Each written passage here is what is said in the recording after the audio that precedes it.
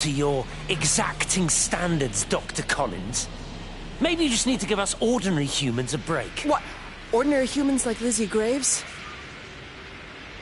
Did you really think that I wouldn't find out? Frank told me. Or did you forget there's one person in this shithole who actually talks to me? Kate, it was just a drink. Don't bother, Stephen! Oh, for Christ's sake. Kate, slow down. You were engaged to her, Stephen. You nearly married her. Oh, come on, it was just a drink. Then why the hell did you lie to me about it? Because I knew you'd be mad and then it would end up in a row. You wanted to focus on the event tonight. Oh, so you were actually doing me a favor. Wow, I guess I just forgot to say thank you. Do not treat me like I'm an idiot. You're overreacting. I know you're stressed. Just don't. You keep away from me tonight. I'm not gonna let you ruin this for me. Kate. Kate, come on, this is crazy.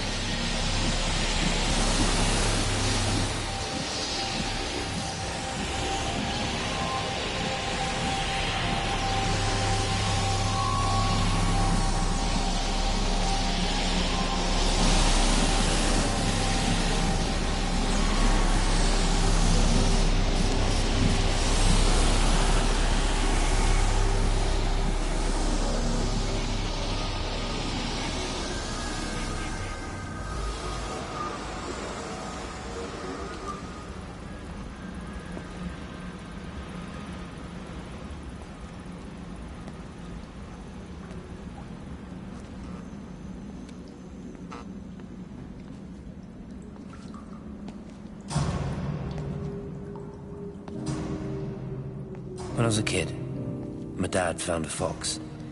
It had been hit by a car and couldn't walk anymore. My mum went spare, of course, made him keep it in the shed. He was already slipping away from us then. He spent hours with that fox, telling it all about Italy and the villages they bombed there. I was jealous, I think. But the fox got more of my dad than I did. But it was dying, that was clear. So one day, I snuck out, took it a sandwich for food. I was only 8. When it bit me, I remember the anger, the shock, the hurt. Running in, screaming from the garden, my mum panicking about rabies. My dad beat it to death with a spade. Later I found him crying. McDonough Kent's son. That's what he said. McDonough Kent was hurting you. That's just a poor, dumb, dying animal. It doesn't know it's hurting us.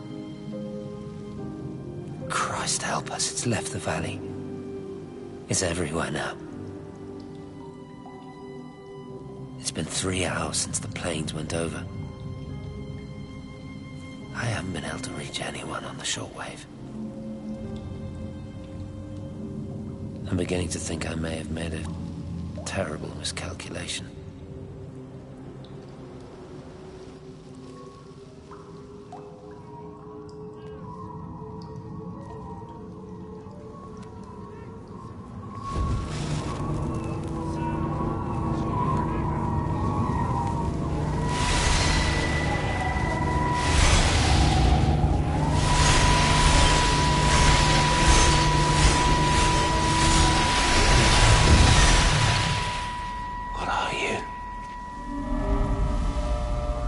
You understand me, don't you?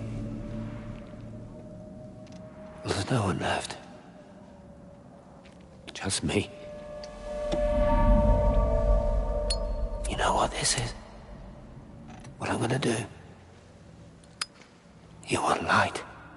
Fine. I'll give you light. After me, there's no one. You'll be all alone again. Forever. Like before. You've taken everyone I've ever loved from me. You've made me do things I never even thought I was capable of. But if you think I'm coming with you... Kate? Wait. Stop. Kate.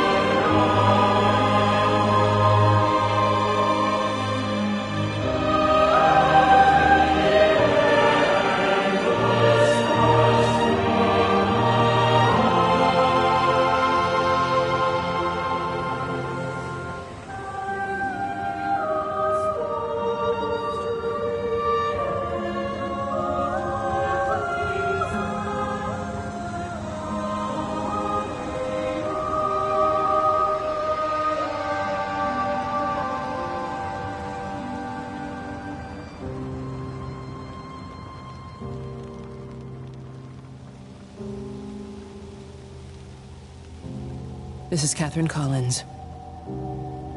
I don't know if anyone will ever hear this. It's all over. I'm the only one left.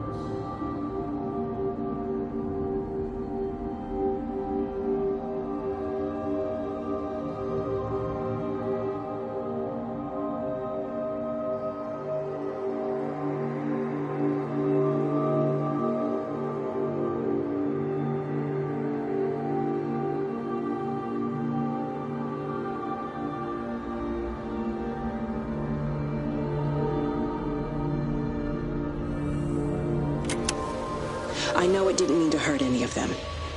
I try and explain why Lizzie tried to leave with her child and why it was wrong to stop her. I try and explain that much of what it did was wrong. It shows me Stephen and Lizzie together. And I'm happy for them. Frank walks his fields with Mary. Wendy and Edward nest together in the orchards of their love.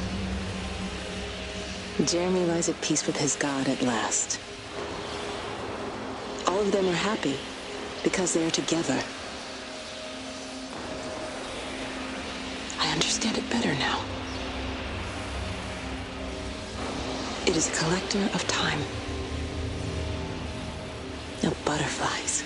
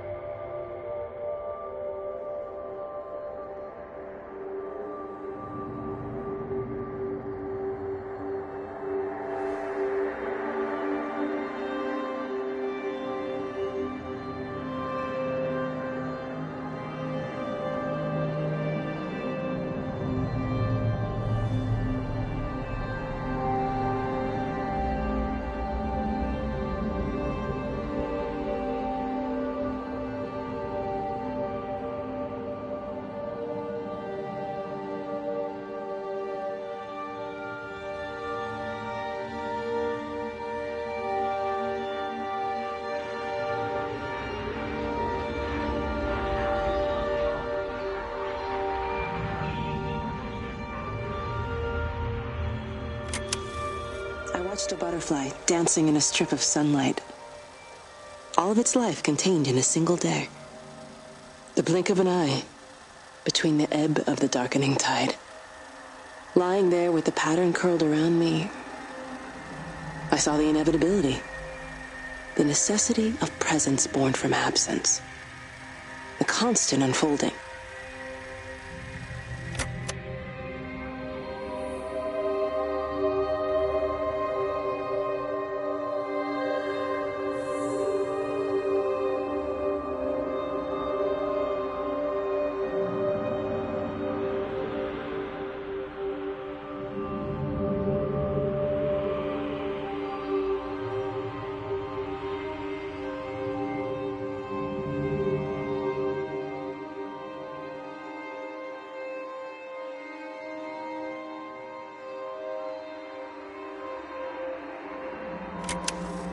On the plane, Stephen leaned across me and pointed out of the window. "Down there," he said. "That's home." But all I saw were patches of color. I don't think until this moment that I understood that one could contain the other so completely.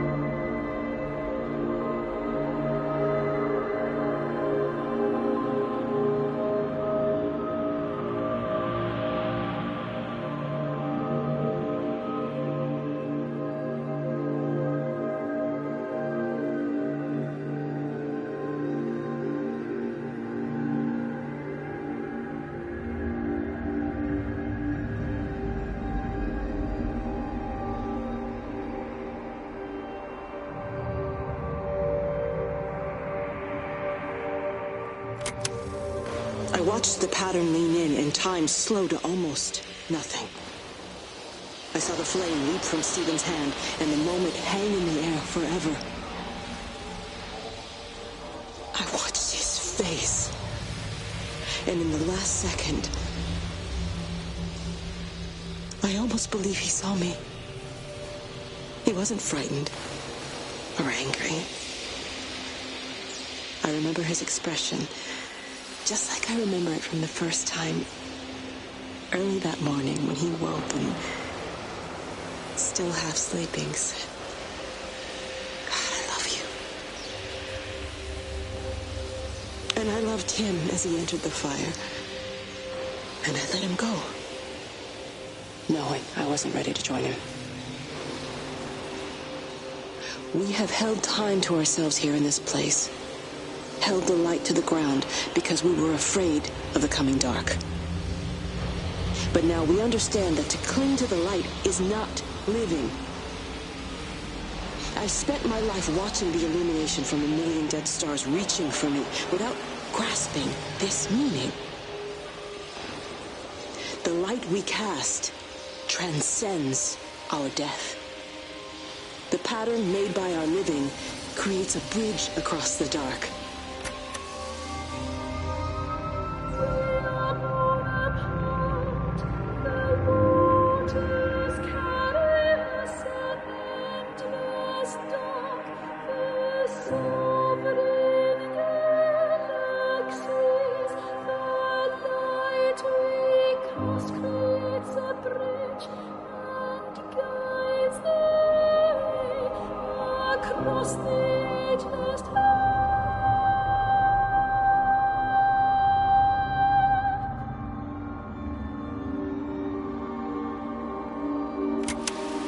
It reaches out from the shadow of the tower, across the observatory, over the valley, and consumes the world.